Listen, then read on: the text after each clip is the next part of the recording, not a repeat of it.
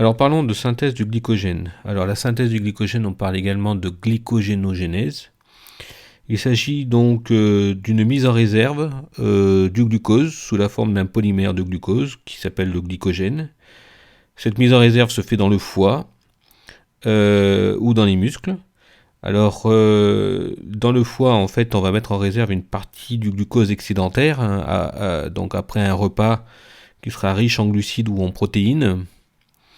Alors que dans les muscles, il s'agit de régénérer un stock de glycogène qui a pu servir lors d'une activité physique. J'entends par là que le foie aura pour fonction principalement de faire une réserve pour réguler la glycémie, alors que le muscle aura pour fonction principalement de consommer son propre glycogène en cas d'activité physique importante.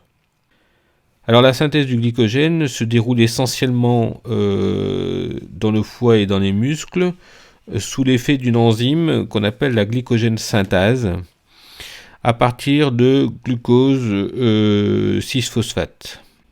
Alors la glycogénogenèse est une voie qui est anabolique et qui est cytosolique. Alors le glucose qui se trouve dans le sang peut passer donc dans les cellules, notamment les hépatocytes. Et le principe, c'est que pour éviter que le glucose ressorte dans la circulation sanguine, il faut le phosphoryler. Donc la première étape consiste à phosphoryler le glucose. Le souci, c'est que la phosphorylation va se faire sur le carbone numéro 6. Or, la polymérisation du glycogène donc consiste à réaliser des liaisons de type alpha 1, 4, donc impliquer le carbone numéro 1.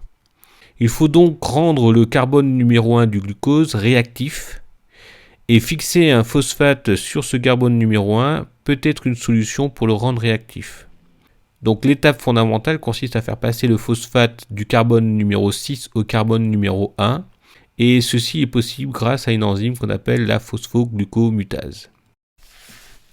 Alors en fait, fixer un phosphate sur le carbone numéro 1 du glucose n'est pas suffisant pour pouvoir permettre la catalyse et la réalisation d'une liaison osidique, alpha 1,4. Il faut rendre le glucose beaucoup plus réactif et ceci est possible en fixant sur ce carbone numéro 1 un nucléotide, en l'occurrence l'UTP.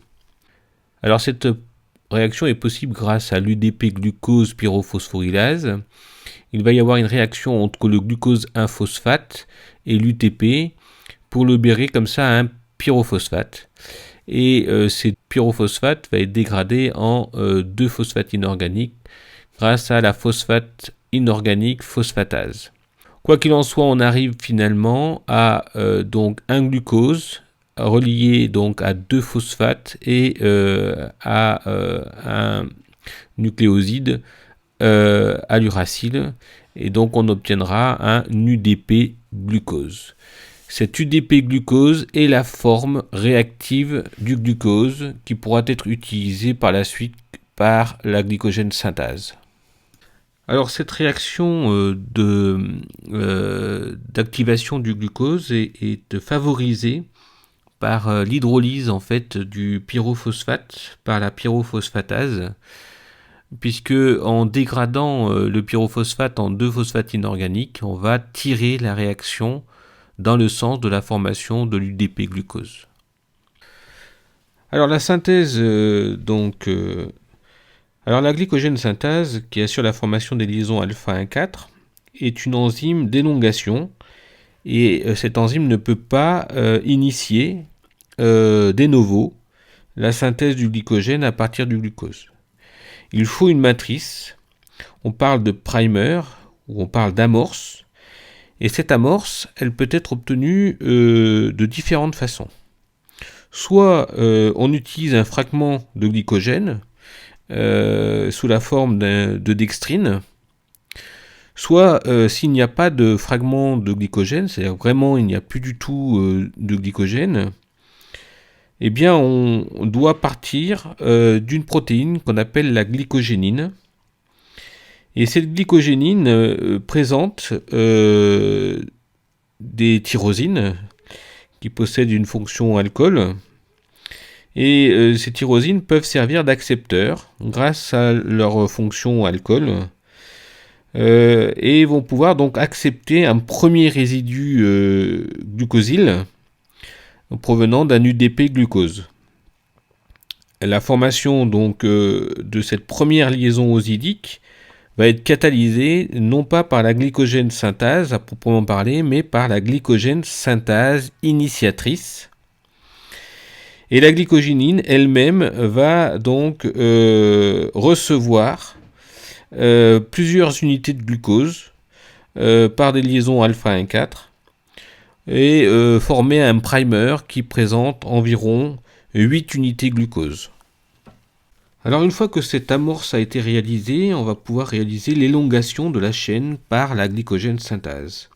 Cette élongation est assurée donc par une enzyme qui va transférer le résidu glucosyle de l'UDP glucose à l'extrémité non réductrice de la chaîne du primer ou du glycogène qui est en cours d'élongation et réaliser comme ça séquentiellement des liaisons alpha 1,4 suivant une réaction qui est donc le glycogène à N-glucose plus de l'UDP glucose va donner donc un glycogène à N plus 1 glucose plus de l'UDP.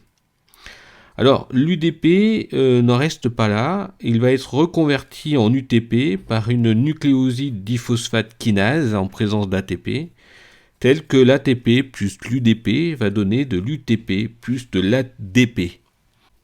Alors je rappelle que le glycogène est une molécule qui est hautement ramifiée, à peu près tous les 8 résidus glucose. Et cette ramification, cette forte ramification est favorable à l'activité de la glycogène phosphorylase au moment de la mobilisation des réserves glycogéniques. Et par ailleurs, cette ramification lui assure une solubilité très grande par rapport à l'amylose qu'on pourrait retrouver au niveau des plantes. Bon, cette ramification est possible par une enzyme qu'on appelle l'enzyme branchante, ou l'amylo alpha 1,4 alpha 1,6 transglycosylase, ou encore la glycosyl 4,6 transférase. Alors cette enzyme va prélever un oligoside de 5 à 8 résidus glucose à l'extrémité non réductrice de la chaîne en élongation et l'attache à un résidu glycosyle de la chaîne principale par une liaison de type alpha 1,6. Cette ramification va augmenter le nombre d'extrémités non réductrices et donc la glycogène synthase va pouvoir prendre le relais et donc synthétiser ainsi de suite les chaînes et allonger ces chaînes non réductrices. Alors petit rappel sur la régulation, le glucagon et l'adrénaline via donc une voie passant par la MP cyclique activent la protéine kinase A et donc la protéine kinase A pour fonction de phosphoryler. Phosphoryler la glycogène phosphorylase kinase qui donc va devenir active et cette glycogène phosphorylase kinase va phosphoryler la glycogène phosphorylase qui a pour fonction donc de dégrader le glycogène et libérer comme ça le glucose dans le sang dans le cas du foie ou pour être utilisé directement dans le cas des muscles.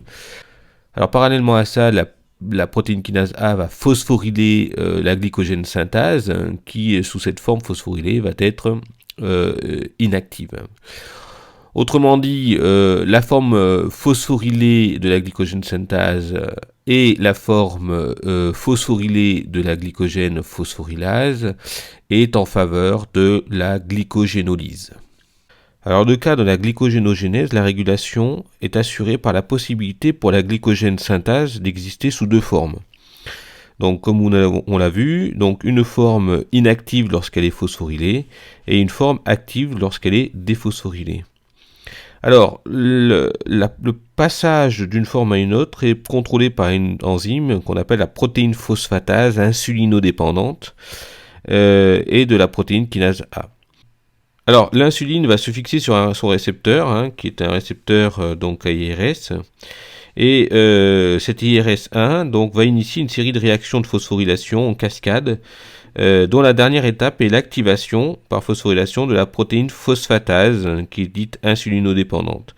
Et cette protéine phosphatase va donc déphosphoryler la phosphorylase kinase, la glycogène phosphorylase kinase, dans un premier temps, va déphosphoryler la glycogène phosphorylase et va également déphosphoryler la glycogène synthase.